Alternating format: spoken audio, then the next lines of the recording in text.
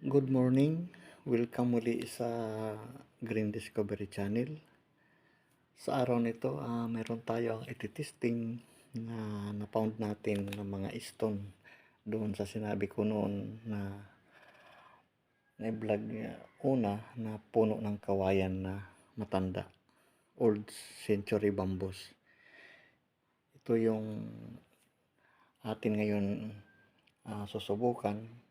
Gamit natin ang diamond selector 2 kung nakaka-detect ba ito or nakaka-pound. Iwan ko kung original ito. Subukan natin i-testing itong para sa precious stone.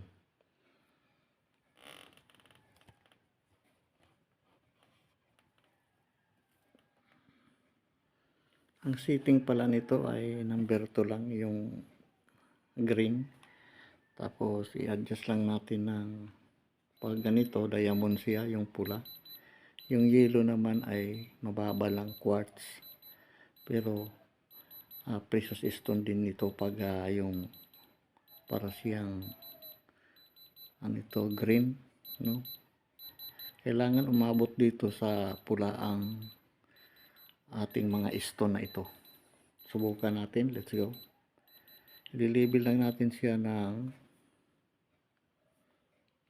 number 2. Depende sa kategory ng stone kung ano ang label niya. Kasi may mga precious stone nga may kategory akan yang harness, no? Ito, number 2 muna natin kung papasa ito. Masubok natin itong selector kung accurate ba ito. Unahin natin itong black, no? Ito gumamit ng guantes. Ayan, papansin natin.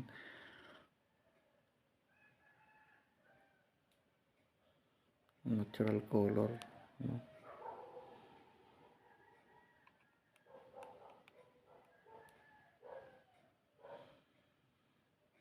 Ayan lang kanyang label.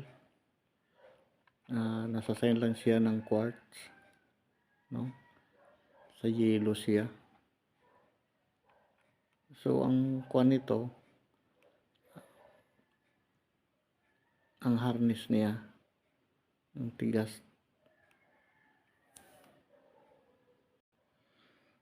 Yung crystal naman ay hindi dito aabot, hanggang green lang siya. Ito hanggang siya.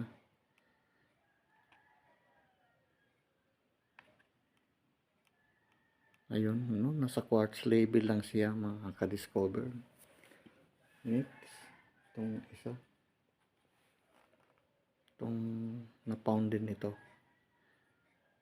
Yan siya. Parang may mga bituin siya na kanyang karakter niya ng bato.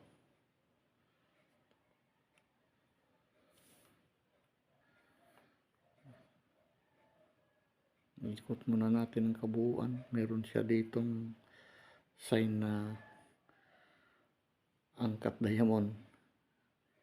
Mababaw lang itong na-pound siya, na-explore. Mga quartz ito pag mga ganito siya. May mga diamond naman na black diamond na mga ayan. Hindi siyang mapulsa pula na target.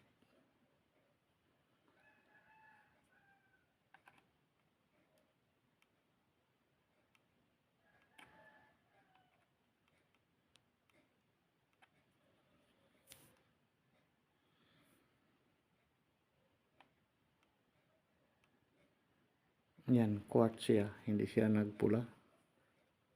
Hindi siya pumasa. Next, itong puti. Subukan natin. Natural color ito. Ito unahin natin itong white stone. Na sinabi ko noon na vlog na ito na una itong na-recover. Pero kasama ito sila. Subukan natin. Ayan, mga ka-discover. No? wag lang idiin ng masobra, no? Nag-function siya na mayroon itong precious stone. Ito ang problema natin kung talaga kung totoo ba itong nakakadetect na diamond selector. Makita natin talaga sa kanyang kulay, clarity niya ay talaga siyang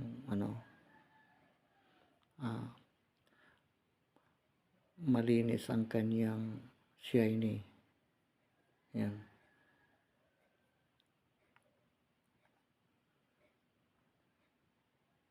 Pag in-flashlightan natin,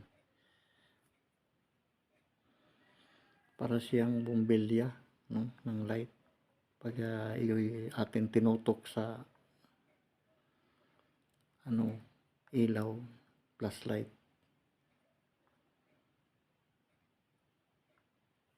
Pasado ito sa ating testing.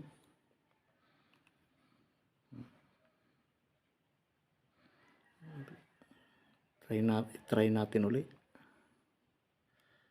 Ay, madulas siya.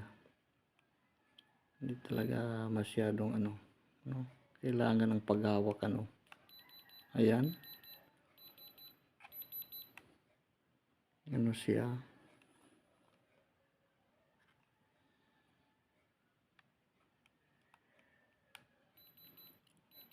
Okay,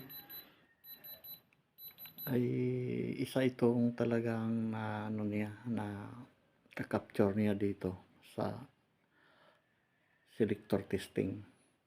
Next, yung isang bato. Bali, dalawa ito sila. Ito yung maliit, may black siya, parang uling, parang pintura. Titest ito, magaspang ito siya. Ayan, kita natin yung paikot. Para din siyang bubog. Ayan.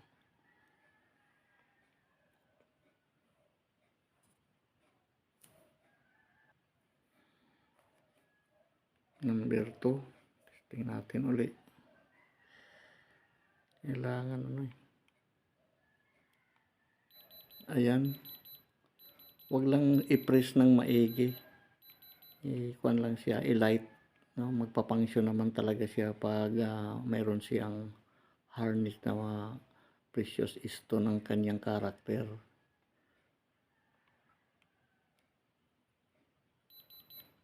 Ayan, no? Sa pula siya label, ibig sabihin ito ay precious stone. Nadidetect siya sa atin testing selector diamond. Ang last nito kung paano pa ito ipapasori.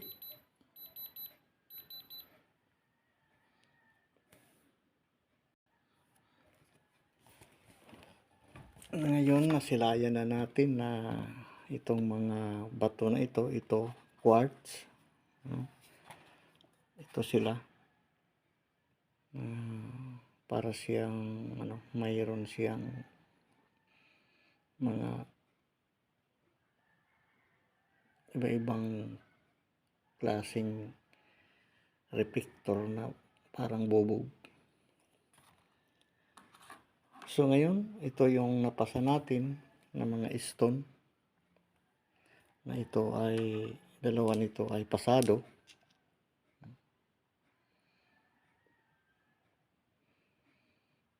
At nasilayan natin, itinisting natin sa ating selector na ito ang kinalabasan ngayon na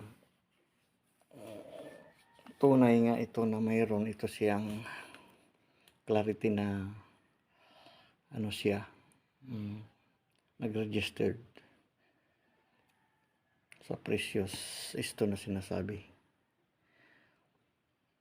Hanggang dito na lang si Green Discovery at maraming salamat sa ating exploration ngayon na pag-testing sa mga atin na recover na mga stone.